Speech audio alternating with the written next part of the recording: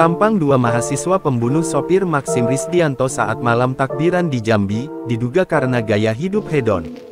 Dua pelaku pembunuhan terhadap sopir taksi online Maxim Risdianto telah ditangkap polisi. Kedua pelaku ternyata mahasiswa di Jambi, berasal dari Muara Tabir, Kabupaten Tebo, Provinsi Jambi. Informasi dari kepolisian, pelaku yang tega menghabisi nyawa driver Maxim pada malam takbiran itu bernama Afif Tramubia dan Agam Santoso. Afif Tramubia, yang diduga otak pelaku pembunuhan, ditangkap di sebuah hotel di kota Jambi. Sedangkan rekannya Agam Santoso ditangkap di kampung halamannya di Desa Sungai Jernih Kecamatan Muara Tabir. Pelaku menjalankan aksinya, menggunakan modus berpura-pura menjadi penumpang, dengan melakukan pemesanan melalui aplikasi Maxim. Pembunuhan tersebut terjadi pada malam takbiran, Selasa tanggal 9 April tahun 2024. Perencanaan sudah dilakukan sebelumnya, yakni mengambil mobil yang dikendarai driver taksi online.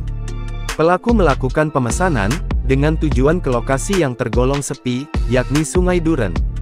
Setiba di tujuan, bukannya turun, dua penumpang malah menghabisi nyawa korban. Mereka kemudian beranjak dari lokasi, mengarahkan mobil ke arah Nes. Selanjutnya mayat di mobil diturunkan di tengah kebun sawit, jauh dari pemukiman penduduk. Kapolsek Muara Tabir, Ibda Trisman, mengatakan pada peristiwa pembunuhan ini, dugaan sementara pelaku Afif yang memiliki rencana pembunuhan.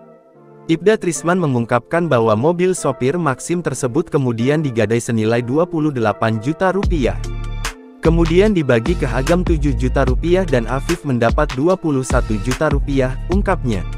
Pria bertubuh gempal itu disebut memiliki gaya hidup hedon, ingin terlihat kaya di mata orang lain.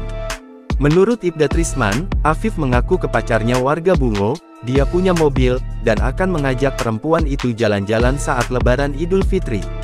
Akhirnya, Afif mengajak Agam melakukan rencana pembunuhannya itu.